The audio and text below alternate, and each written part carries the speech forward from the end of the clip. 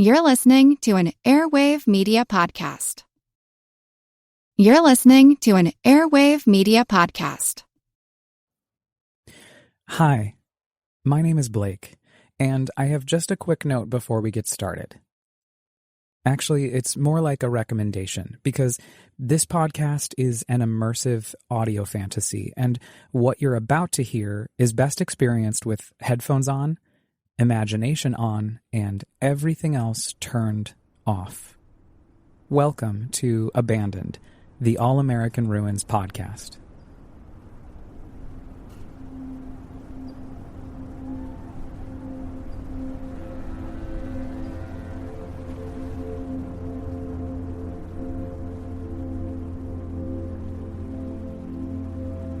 We got into a fight that morning. I don't remember what it was about. Another passageway of anger and silence, but inside I fumed. I'd replaced a bottle of gin with a man I couldn't fix, refusing to acknowledge that it was I who needed fixing. I didn't call him my husband, yet. But I did call him my brand new fiancé. This long-awaited pilgrimage to the Mecca of the LGBTQIA+ rights movement had been hijacked. What was supposed to be a solo retreat became a surprise engagement party for two. He'd invited himself to go, and I didn't say no.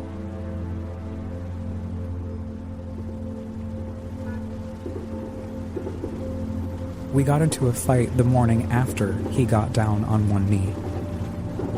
The boat barreled towards the Golden Gate Bridge. He said, "Look up," as we passed underneath a brief sky made of steel, soaked in the iconic blood of red paint. I tilted my head back, and magic.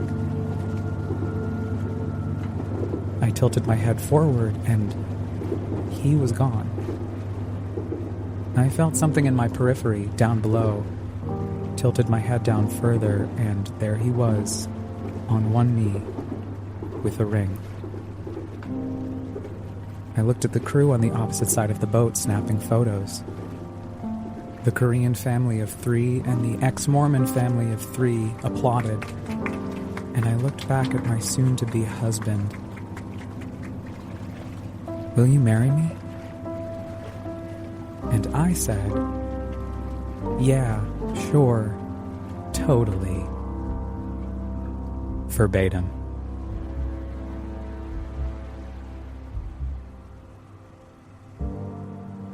"24 hours later, as we began our adventure to the Marin Headlands, something deep down begged me to rescind the "yeah, sure, totally." And then somewhere along the way between breakfast and the parking lot, we got into a fight. He got out of the car and started walking, no intention of waiting for me. So I walked in the opposite direction. I didn't know where we were. My now fiancé, soon-to-be husband, then soon-to-be ex-husband, had planned this part of the trip. So I opened my phone as I walked, dragging my feet through the gravel. Google Maps, Marin Headlands. I had no idea that this sweeping park was full of abandoned batteries, bunkers, forts from once very active military sites in Marin County, opposite San Francisco, across the bay, up and over the hills and cliffs that line the coastline as it winds up towards Sonoma County and beyond. When I happened upon the first structure, I didn't know where I was allowed to stand and where I wasn't. There were no fences, no signs that said "keep off." This was a public park, and the path flushed right up against each building. This one, a crumbling battery. I ran my fingers along the cool green guardrails and felt the concrete beneath my feet, and looked out at the ocean and thought, "You don't love this man."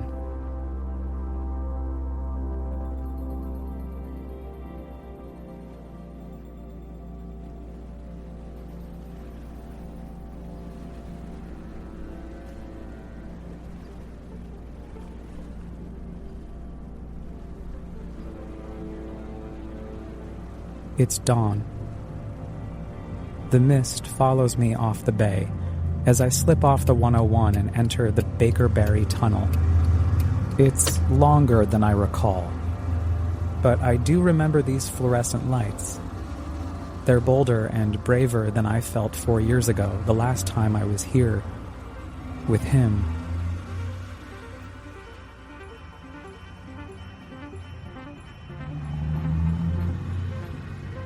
I exit onto Bunker Road, headed for the parking lot at Battery Alexander. I've done no research on what I plan to revisit at the Marin Headlands, but I have a backpack full of snacks, a raincoat, and the vintage Polaroid camera I purchased yesterday, so I guess I'm prepared. Enough. I park the car, open the door, and set my feet gently on the gravel, lightly grazing the soles of my shoes on the pebbles and stones, slowly reacquainting myself with this place. I'm the only person here. I snag my backpack, lock the car, and start walking. I don't have a particular direction in mind. As I recall, the Marin Headlands are littered in abandoned military activity, so I know that no matter where I go, something should turn up. I take a steep, hard left down an overgrown footpath that eventually takes me onto an empty South Rodeo beach. I gaze off to my left, staring at Bird Island, wondering what sorts of mysterious winged creatures live there. I peer right and see Fort Cronkite in the distance, red roofs and white buildings, ducks in a row. I'm unsure if they're inhabited or not. There are cars parked out front, but are they, too, abandoned? I turn back towards Bird Island, pull out my Polaroid, and snap a picture. Despite the luscious waves rolling back and forth, I hear my heart beat the loudest. The sand curls beneath my feet. Sun taps me on the shoulder.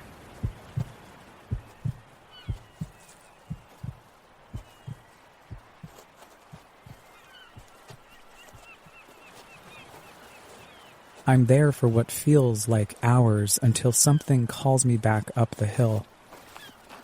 I pace myself, deliberately, 1 foot in front of the other, ascending to the main trail. Typically, I rush up inclines because my legs are so short and it feels easier, but not today. Today I take my time. I let the wild grass brush up against my long pants and smell the sting of salt drifting through the air, and it seeps into my nose and fills my lungs with stillness. Every inch up the hill, I think about him. I think about his long smile, his tired eyes, his bruises, his scars. Once I reach the top of the ridge, I turn back and see a sweeping ocean advising me to move. Move through time and space. Walk. So, I do. I continue up the footpath, and I begin to think about the fight we'd gotten into that morning. Not the specifics, but the feeling. The rage, the hurt, the pain. My own inability to disconnect, tell the truth, break free from this dangerous situation I'd put myself in years ago. But I only reflect on my proverbial side of the street as I pass by a sturdy bench overlooking the blue beyond. And I run my fingers along the top and think about the time that was spent in anger, the minutes that passed, the hours where I couldn't breathe. I sit on the bench and take a moment to inhale. I'm around the corner from the first bunker, and I prepare my system because I know, soon, the ghosts will begin to appear. They always do. My imagination is rumbling in over the rolling hills of the Marin Headlands, ready to protect me.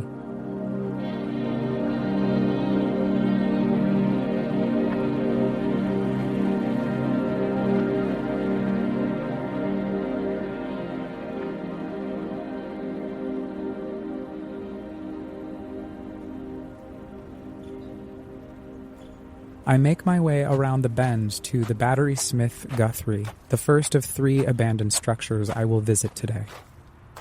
It's just as I remember it.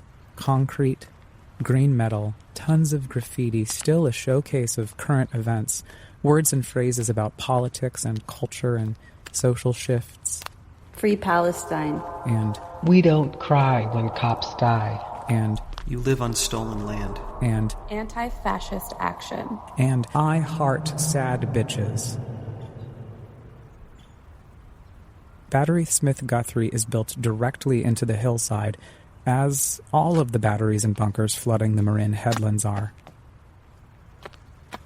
This particular structure was abandoned in 1948.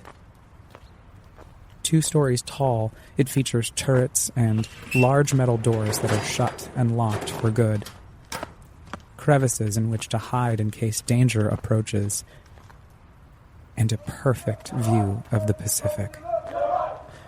I hear the men shouting at each other, generals barking orders.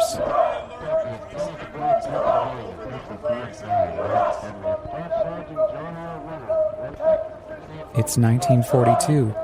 And the United States is at war with the axis of evil. 82 is now the number of Czech patriots who have fallen before the guns of Nazi firing squad. Retaliation. All America alters its pattern of life and work to meet the demand for protection. Industry is at double. I'm at war with myself, desperate to find self-forgiveness somewhere. I saunter along the top level and cock my head to the right to ensure there aren't any Japanese or German ships sailing towards us. There aren't. There doesn't seem to be any forgiveness on the horizon either. I enter one of the stone cutouts, waist high, and rest my arms on the concrete. A tag reads, "Head case." I laugh. That's me. I wonder who painted it. The air is becoming warm.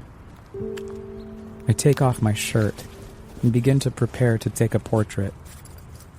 Half the battle is finding the perfect place to position the camera, the best lighting, capturing as much as I can in a single frame to share an entire story without having to tell it. Sometimes it takes hours to find the right scene. Sometimes I don't even walk away with the shot that I want. I'm typically determined enough to make something work, but every once in a while, things just don't. Because sometimes things just don't work out. I say these words aloud as I snap back to reality, to 2021, the year of idyllic thinking. I realize I'm on the same battery, the same level, looking out over the same block of Pacific Ocean where I was back in 2016 when I thought these exact words, the day after I said, yeah, sure, totally. I turn left and see the Golden Gate Bridge over the horizon. 5 years have passed between then and now, and I've held on to them, gripped them tightly. I open my hands. The pain I've held rises like steam off my palms to a spot in front of me, a glowing white ball of light. It floats there for a second, pondering me, a thought taking on a life of its own. My face gets hot, and I can feel sweat start to percolate on my brow, and tears begin to gather under my eyelids and fall to the ground, drip, drop. The fear that has gripped me for so long begins to ooze out of every pore on my body, wheezing as it gasps for breath, the orb of white light, empowered, beginning to dance in front of me. And the more that I cry, the hotter my skin gets, and the larger and brighter this thought becomes, until suddenly it bursts into a million little pieces that seem to freeze and dazzle in midair just for a moment, and then shoot off like fireworks into the midday sky, and my spine grows straighter, seemingly pulled up by invisible strings attached to these shooting stars that have sailed into the atmosphere along with my fear, along with my pain. And I glance to my right and see a word spray painted onto the concrete. Period. With a T at the end of the word. Sometimes things just don't work, I say aloud. Period. And a smile cracks. And I begin to laugh.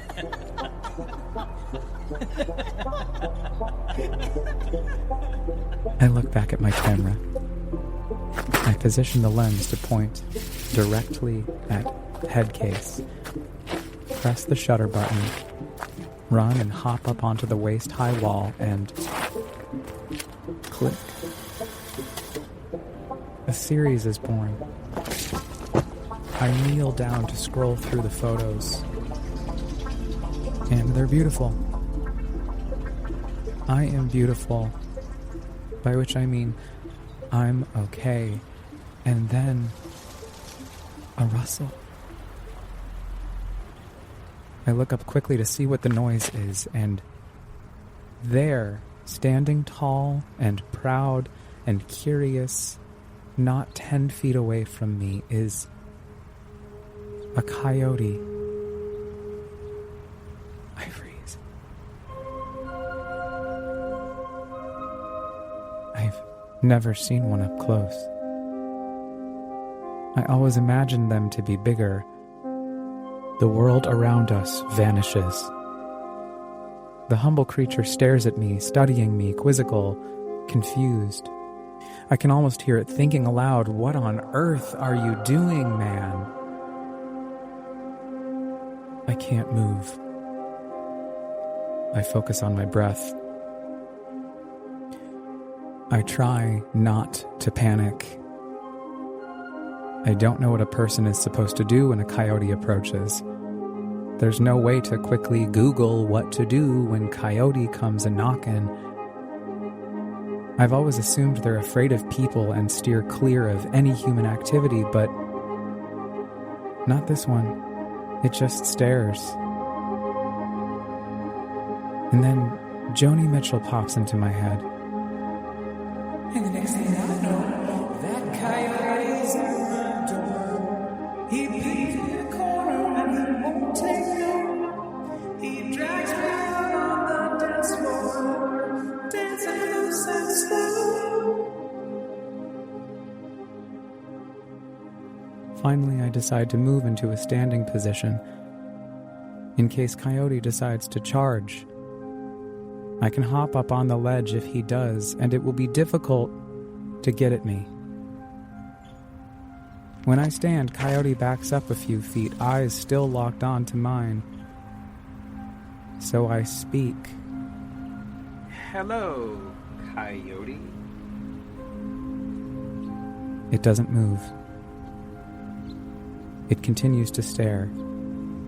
But I hear it thinking, "Hello, human?"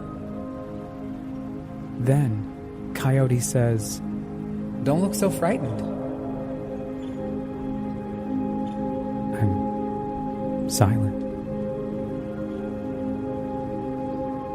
Then, just as Coyote entered, it turns on and wanders off, looking back once to see if I'm following. I'm not. My heart quivers and shakes, an aftershock in my chest. Goodbye, Coyote.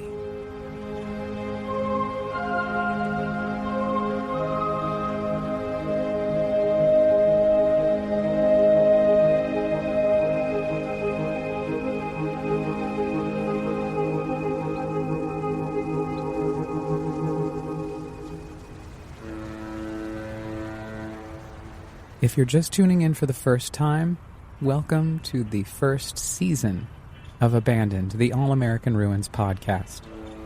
Join me every other week as I take you on a sonic journey, recounting my expeditions of abandoned spaces across the United States and transforming them into fantastical audio experiences that allow you, dear listener, to dive into my imagination with me, or maybe inspire you to go out and use your own.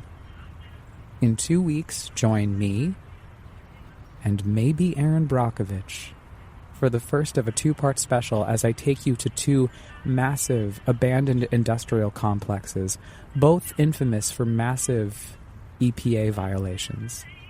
The Altec Steel Corporation in Albany, New York, and C&D Technologies in Huguenot, New York. If you don't want to miss it, please subscribe on Apple Podcasts, Spotify, or wherever you get your podcasts. And I also would like to ask with fondness if you could please rate and review this first season so I can keep feeling the fantasy with you. And maybe share it with your friends. Because truly, the more the merrier. And if you like to read or enjoy amateur photography, you can also catch up on more of my adventures at allamericanruins.com or follow me on Instagram at allamericanruins. Abandoned, the All-American Ruins podcast is hosted, written, edited, and produced by me, Blake Pfeil, with studio space courtesy of Radio Kingston, WKNY in Kingston, New York. Special thanks to Ida Hakala, Jimmy Buff, and Manuel Blas for the mentorship and encouragement, and to you, dear listener, for taking time to explore these spaces with me.